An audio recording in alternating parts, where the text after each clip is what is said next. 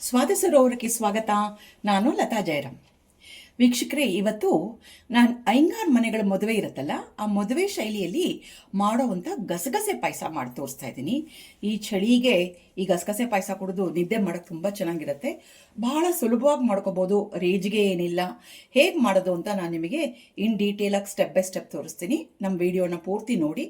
ಮತ್ತು ನಮ್ಮ ಸ್ವಾದ ಸರೋವರ ಚಾನಲ್ ಯಾರ್ಯಾರು ನೋಡ್ತಾ ಇದ್ದೀರೋ ಎಲ್ಲರೂ ದಯವಿಟ್ಟು ಲೈಕು, ಶೇರು, ಸಬ್ಸ್ಕ್ರೈಬ್ ಮಾಡಿ. ಮತ್ತು ಆ ಬೆಲ್ ಐಕಾನ್ ಪ್ರೆಸ್ ಮಾಡಿ ಆಲ್ ಅನ್ನೋ ಆಪ್ಷನ್ ಸೆಲೆಕ್ಟ್ ಮಾಡಿದ್ರೆ ನಾವು ಮಾಡೋ ಪ್ರತಿಯೊಂದು ಅಡುಗೆ ನೋಟಿಫಿಕೇಷನ್ನು ನಿಮಗೆ ಮೊದಲು ಬಂದು ತಲುಪತ್ತೆ. ಈಗ ಐಂಗಾರ್ ಮನೆ ಮದುವೆ ಶೈಲಿಯಲ್ಲಿ ಮಾಡುವ ಗಸಗಸೆ ಪಾಯಸ ನೋಡೋಣ. ಐಂಗಾರ್ ಮದುವೆ ಮನೆ ಶೈಲಿಯ ಗಸಗಸೆ ಪಾಯಸ ಮಾಡೋಕ್ಕೆ ನಾನು ಮೊದಲು 2 ಟೀ ಸ್ಪೂನಷ್ಟು ಅಕ್ಕಿ ತೊಗೊಂಡಿದ್ದೀನಿ. ಇದನ್ನು ಲೋ ಫ್ಲೇಮಲ್ಲಿ ಡ್ರೈ ರೋಸ್ಟು ಮಾಡ್ಕೊಳ್ಳೋಣ. ಅಕ್ಕಿ ಆದಮೇಲೆ ಇದು ರೆಗ್ಯುಲರ್ ನಾ ಅಡುಗೆಗೆ ಏನು ಬಳಸ್ತೀನಲ್ಲ ಅದೇ ಅಕ್ಕಿ ತೊಗೊಂಡಿದ್ದೀನಿ.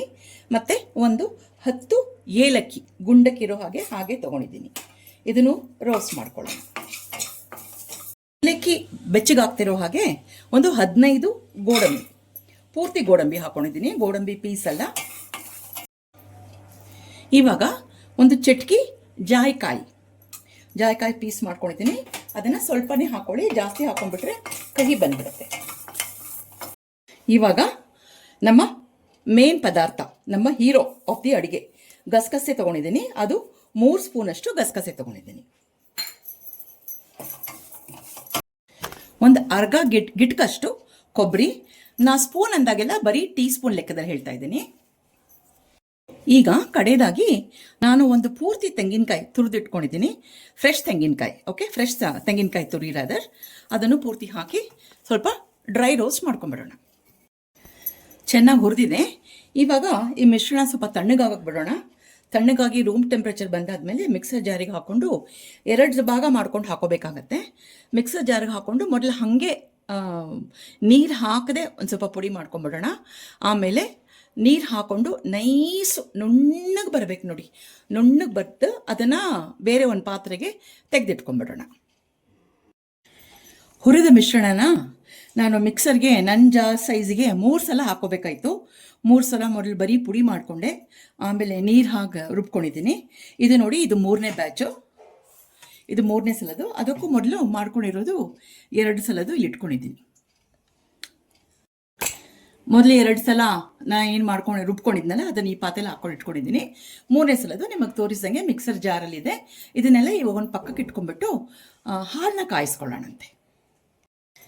ಒಂದು ದಪ್ಪ ತಳ ಪಾತ್ರೆ ಬೇಕಂತ ಹೇಳಿ ನಾ ಕುಕ್ಕರೇ ತೊಗೊಂಡ್ಬಿಟ್ಟಿದ್ದೀನಿ, ಸ್ಟೀಲ್ ಕುಕ್ಕರು.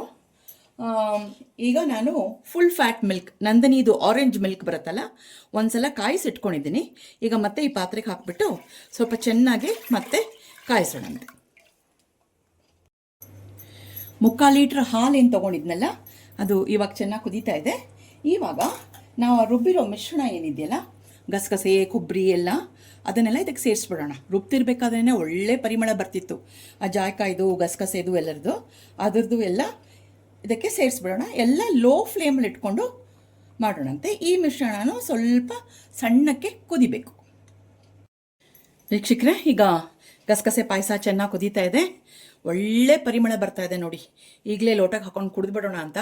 ಆದರೆ ಇನ್ನೂ ಸಿಹಿ ಬೆರೆಸಿಲ್ವಲ್ಲ, ಸೊ ಸಿಹಿ ಇಲ್ಲ, ನೀವು ಬೆಲ್ಲ ಬೆರೆಸ್ಕೋಬೋದು ಅಥವಾ ಸಕ್ಕರೆ ಬೆರೆಸ್ಕೋಬೋದು. ಬೆಲ್ಲ ಮಾಡ್ಕೊಳ್ಳೋ ಹಾಗಿದ್ರೆ ಬೆಲ್ಲ ಕರಗಿಸ್ಕೊಂಡು ಅದನ್ನು ಕ್ಲೀನಾಗಿ ಶೋಧಿಸ್ಕೊಂಡು ಆಮೇಲೆ ಬೆರೆಸ್ಕೊಳ್ಳಿ. ನಾನಿವತ್ತು ಸಕ್ಕರೆ ಬೆರೆಸ್ತಾ ಇದ್ದೀನಿ. ಸ್ವಲ್ಪ ಇದಕ್ಕೆ ಸಕ್ಕರೆ ಮಟ್ಟವಾಗಿದ್ರೇ ವಾಸಿ. ಸೊ ನಾವು 1 ಕಪ್ ಇಟ್ಕೊಂಡಿದ್ದೀನಿ, ಇದರೊಳಗೆ ಒಂದು 3/4 ಭಾಗದಷ್ಟು ಮಾತ್ರ ಹಾಕೋತಾ ಇದ್ದೀನಿ. ಬೇಕಾಯ್ತಂದರೆ ಮತ್ತೆ ಹಾಕೊಳ್ಳೋಣ. ಎಷ್ಟು ಉಳಿಸ್ಕೊಂಡಿದ್ದೀನಿ, 3/4 ಭಾಗ ಅಷ್ಟು ಹಾಕ್ಕೊಂಡು ಒಂದು ಸಲ ಕಲಿಸ್ಬಿಡೋಣ. ಕಲಿಸ್ಬಿಟ್ಟು 1 ನಿಮಿಷ ಅಥವಾ 2 ನಿಮಿಷ ಇಟ್ಬಿಟ್ಟು ಒಲೆ ಮೇಲೆ, ಆಮೇಲೆ ಗ್ಯಾಸ್ ಆಫ್ ಮಾಡಿಬಿಡೋಣ. ಯಾಕಂದರೆ ಒಂದೊಂದು ಸಲ ಸಕ್ಕರೆ ಹಾಕಿ ಕುದಿಸೋಕ್ಕೆ ಹೋದರೆ ಹಾಳು ಒಡೆದೋಗುತ್ತೆ. ಈ ಶಾಖಕ್ಕೆ ಸಕ್ಕರೆ ಕರಗಲಿ. ವೀಕ್ಷಕರೇ, ಗ್ಯಾಸ್ ಆಫ್ ಮಾಡಿಬಿಟ್ಟಿದ್ದೀನಿ. ಸಕ್ಕರೆನೂ ಎಲ್ಲ ಕರಗಿದೆ. ಈಗ ನೋಡಿ ಎಷ್ಟು ತೆಳುವಾಗಿ ಬಂದಿದೆ ನೋಡಿ. ಈ ಗಸಗಸೆ ಪಾಯಸ ಕುಡಿತಿರ್ಬೇಕಾದ್ರೆ ಬಾಯಿಗೆ ಏನೂ ಸಿಕ್ಕಬಾರ್ದು. ಕೆಲವೊಬ್ಬರು ಇದಕ್ಕೆ ಗೋಡಂಬಿ, ದ್ರಾಕ್ಷಿ ಹಾಕ್ತಾರೆ. ಅದು ಹಾಕಿದ್ರೆ ಅದರ ತೂಕಕ್ಕೆ ಲೋಟದಲ್ಲಿ ಕೆಳಗಡೆ ಹೋಗಿ ಕೂತ್ಕೊಂಡ್ಬಿಡುತ್ತೆ. ಹಾಗಾಗಿ ಆದಷ್ಟು ಏನೂ ಹಾಕಬೇಡಿ, ಹಿಂಗೆ ತೆಳುವಾಗಿರಲಿ. ಇದನ್ನು ತಣ್ಣಗೂ ಕುಡಿಬೋದು ಅಥವಾ ಬಿಸಿಯಾಗೂ ಕುಡಿಬೋದು. ಆರಿದ ಮೇಲೆ ಫ್ರಿಜ್ಜಲ್ಲಿ ಇಟ್ಕೊಂಡು ತಣ್ಣಗೆ ಕುಡಿದ್ರೂ ಚೆನ್ನಾಗಿರುತ್ತೆ. ಇವಾಗ ಒಂದು ಲೋಟ ತೊಗೊಂಡು ಈ ಲೋಟಕ್ಕೆ ಹಾಕ್ಕೊಂಡು ಕುಡಿದ್ರೆ ಒಳ್ಳೆ ನಿದ್ದೆ, ಕುಡಿದ್ಬಿಟ್ಟು ಬೆಚ್ಚಗೆ ಹೊತ್ಕೊಂಡು ಮಲ್ಕೊಂಡ್ಬಿಡ್ಬೋದು. ಈ ರೀತಿ ನೀವು ಗಸಗಸೆ ಪಾಯಸ ಮಾಡಿದ್ರೆ ನಿಮಗೆ ಚೆನ್ನಾಗಿ ಒದಗತ್ತೆ ಮತ್ತು ಸುಲಭವಾಗೂ ಆಗುತ್ತೆ. ಮತ್ತು ಗಸಗಸೆ ಏನು ಸಾರಾಂಶ ಏನಿರುತ್ತಲ್ಲ ಅದನ್ನು ಕೆಲವೊಬ್ಬರು ರುಬ್ಬಿ ಹೀದೆ ಬಿಸಾಕ್ತಾರೆ. ಅದ್ರ ಬದಲು ಜೊತೆಗೆ ಇದ್ದರೆ ನಿಮಗೆ ಇನ್ನೂ ಚೆನ್ನಾಗಿರುತ್ತೆ. ಪೂರ್ತಿ ಅದ್ರ ಸತ್ವ ನಿಮಗೆ ಬರುತ್ತೆ. ಸುಲಭವಾಗಿ ಮಾಡ್ಕೋಬೋದು. ಮನೇಲಿ ಎಲ್ಲರೂ ಟ್ರೈ ಮಾಡಿ. ಈ ಚಳಿಗಾಲಕ್ಕೆ ಗಸಗಸೆ ಪಾಯಸ ಒಳ್ಳೆ ರುಚಿ ಕೊಡುತ್ತೆ ನಿಮಗೆ ಮತ್ತು ಒಳ್ಳೆ ನಿದ್ದೆನೂ ಕೊಡುತ್ತೆ. ಟ್ರೈ ಮಾಡಿ, ಹೇಗೆ ಬಂತು ಅಂತ ನಮಗೆ ಆಮೇಲೆ ಹೇಳಿ. ಸೊ ನನ್ನ ವಿಡಿಯೋನ ಇಲ್ಲಿಗೆ ಮುಗಿಸ್ತಾ ಇದ್ದೀನಿ. ನೀವು ಮನೇಲಿ ಖಂಡಿತ ಟ್ರೈ ಮಾಡಿ. ಭಾಳಷ್ಟು ಜನ ಇದು ರೇಜ್ಗೆ ಅಂತಿದ್ರು. ರೇಜ್ಗೆ ಏನಿಲ್ಲ, ಈ ರೀತಿ ಮಾಡ್ಕೊಂಡ್ಬಿಟ್ರೆ ಭಾಳ ಸುಲಭವಾಗಿ ಮಾಡ್ಕೋಬೋದು. ಎಷ್ಟು ಹೇಳಿ ನನ್ನ ಈ ವಿಡಿಯೋನ ಮುಗಿಸ್ತಾ ಇದ್ದೀನಿ. ಮುಂದಿನ ವಿಡಿಯೋ ಸಿಗೋಣ. ಅಷ್ಟವರೆಗೂ ನಮಸ್ಕಾರಗಳು.